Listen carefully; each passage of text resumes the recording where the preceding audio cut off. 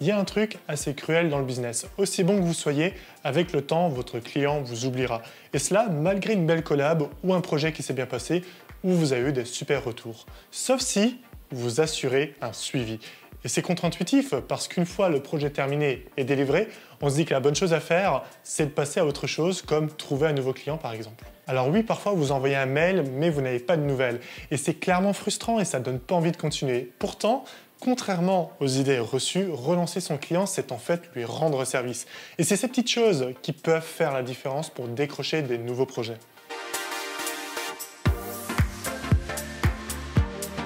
Aujourd'hui, je vous partage 4 conseils pour réussir vos suivis clients. On verra pourquoi c'est important de suivre et relancer ses clients, comment les relancer et quand le faire. Parce qu'il n'y a pas que les nouveaux clients dans la vie en fait. Et vous verrez qu'en suivant juste quelques clients, vous pouvez aussi augmenter votre chiffre d'affaires. Mais juste avant de commencer, si vous n'avez pas encore de clients et que vous en cherchez, je vous invite à regarder une vidéo que j'avais faite il y a quelques temps sur les premières étapes pour trouver des clients qui s'affichent normalement juste ici.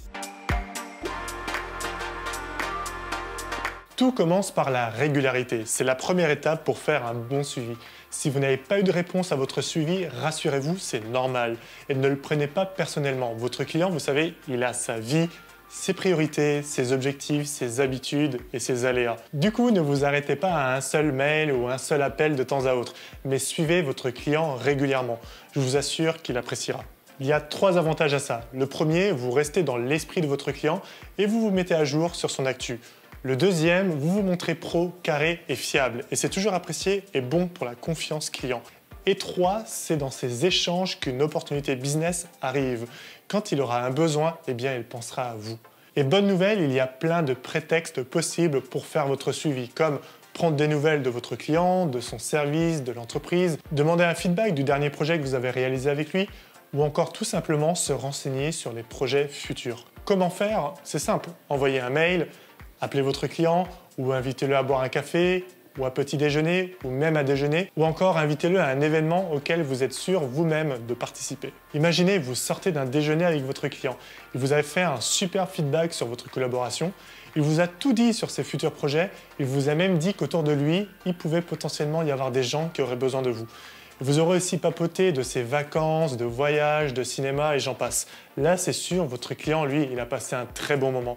Il vous appréciera et pensera beaucoup plus facilement à vous s'il a besoin de vous pour un projet futur. Quand c'est le moment de contacter un prospect ou un client, vous devez vous demander comment vous pouvez lui apporter de la valeur. Apporter de la valeur, c'est une info pertinente par exemple, ou votre opinion, ou celle d'un client semblable du même marché. C'est votre offre à vous finalement qui pourrait vraiment bien répondre de manière précise aux besoins de votre client, ou encore la manière dont vous fonctionnez, il y a plein de possibilités. L'idée, c'est de montrer que vous êtes intéressé, à l'écoute, expert et connaisseur de votre marché ou celui de votre client. Votre cible appréciera et verra vos appels, vos mails d'un bon œil. Vous ne serez plus le vidéaste qui dérange sans cesse et qui ne pense qu'au business, mais cet entrepreneur sympa, intéressant, pertinent, avec qui il fait bon de garder contact. Ça renforcera votre relation et en faisant en plus des suivis, c'est ça qui fera que votre cible se dira « Ok, on y va, vous êtes la bonne personne ». Si vous voulez creuser cet aspect et tout comprendre sur comment apporter de la valeur par mail, j'ai créé une formation gratuite à ce sujet, le lien se trouve en description. N'attendez pas de ne plus avoir de projet pour suivre et relancer vos clients. Même si vous êtes dans une période pleine avec de nombreux projets en cours et que vous avez le sentiment que toutes les planètes sont alignées pour vous. Parce que si vous attendez une période plus calme pour relancer vos clients, vous risquez de tomber dans le creux de la vague et de vivre plusieurs semaines ou plusieurs mois sans projet. Le problème, c'est que trouver une nouvelle mission, ce n'est pas prédictible et selon les clients, ça peut prendre un certain temps. Et pour reprendre l'image de la vague, plus votre période d'inactivité business est longue, plus de temps ça prendra pour repartir. Et vous commencez à me connaître, pour moi, ce qui fait le succès de votre activité, c'est vos clients. Vous devez donc éviter de vous retrouver sans projet du jour au lendemain, parce que vous serez dans l'incertitude pour les semaines à venir. Et vous risquez aussi d'être dans l'urgence, parce qu'au final, vous avez toujours des factures à payer. Et cette panique et ce stress, ça se ressentira sur votre travail et dans vos relations professionnelles. Ça peut clairement devenir un cercle vicieux et vous faire renoncer à votre aventure entrepreneuriale et créative. Et c'est absolument pas ce que je veux pour vous, moi. Donc vraiment, je vous conseille de ne pas attendre les appels de vos clients, mais plutôt d'adopter une démarche proactive en les suivant et en les relançant régulièrement, même si votre business à vous, eh bien, il roule. Et donc, ne vous reposez pas sur vos projets actuels parce qu'ils sont éphémères. Et si ce n'est pas déjà fait, bloquez quelques heures chaque semaine pour relancer vos clients. Votre client, il vous connaît, il vous apprécie et le projet du mois dernier s'est bien passé. Et en plus, il vous a fait des bons retours sur votre collaboration. Pourquoi ne pas en profiter alors? Pourquoi aller voir ailleurs? Pourquoi passer à autre chose et chercher des nouveaux clients finalement alors que vous avez déjà créé quelque chose? Parce que c'est simple, si un nouveau projet est dans les petits papiers, votre client voudra travailler avec vous, à condition bien sûr et toujours d'assurer un suivi. Concrètement, on peut se demander alors, pourquoi vous et pas un autre pour le futur projet? C'est simple. Première raison, il a déjà validé votre collaboration. Du coup, il n'y a plus cette peur de l'erreur du casting. Il vous fait confiance parce que vous avez été la bonne personne. 2, il n'y a plus l'effort de recherche du partenaire, de la rencontre, de l'adaptation, ni même de l'explication des valeurs de l'entreprise par votre client. Ça a déjà été fait. 3, le process et le déroulement du projet est connu. Et même, vous avez un bonus, vous pouvez encore améliorer votre process de production en montage par exemple, avec un template bien défini. Et 4, du coup, il y a un vrai gain de temps, le projet roule, c'est rassurant et aussi valorisant pour votre client en interne. Il y a une statistique assez incroyable qui dit que ça coûte 7 fois plus cher de faire du business avec un nouveau client plutôt qu'un client existant. Quand j'étais consultant en conseil, 50% de mon chiffre d'affaires venait de 5 clients, avec qui je travaillais vraiment régulièrement et avec qui j'ai construit une vraie relation de partenariat. Et ils représentaient au final seulement 20% de mon portefeuille client. Cette règle des 80-20, c'est le signe que votre business est équilibré et qu'il tourne bien. On arrive à la fin de cette vidéo. Pour résumer, ne sous-estimez pas le suivi de vos prospects ou de vos clients.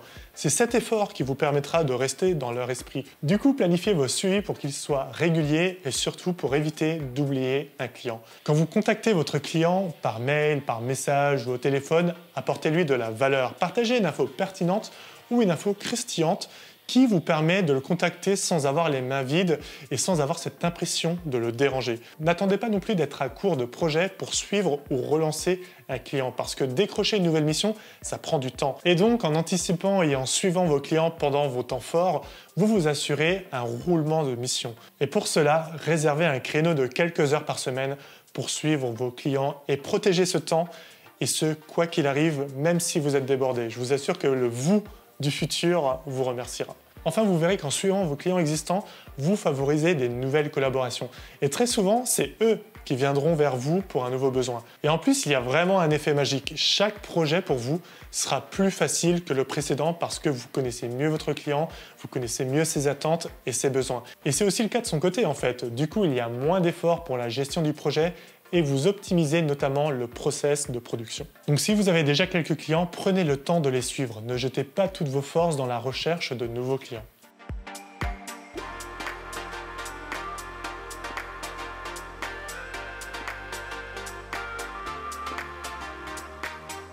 C'est la fin de cette vidéo, merci encore d'être là. Si vous voulez aller plus loin dans ce sujet, eh bien bonne nouvelle, Lucas, le fondateur de l'agence de production Scope et aussi du podcast Scope, qui travaille dans la vidéo corpo depuis maintenant 4 ans, nous offre son retour d'expérience sur le suivi avec ses clients. Il nous explique notamment comment il a doublé son chiffre d'affaires juste en suivant et en relançant ses clients, en nous partageant notamment des cas très pratiques applicables immédiatement pour votre business. Je vous assure que ça vaut le détour. Je vous partage un petit extrait pour vous donner une idée.